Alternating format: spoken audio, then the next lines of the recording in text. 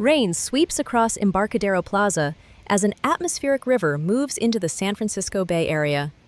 Streets glisten with fallen leaves, cars roll through steady downpours, and trolley lines continue operating under gray skies.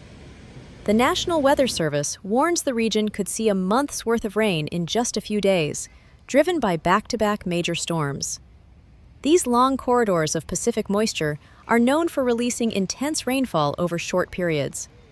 As visibility drops and windshield wipers work non-stop, forecasters track rising totals across Northern California, highlighting the potential for flooding and ongoing disruptions as the storm pattern persists through December 19, 2025.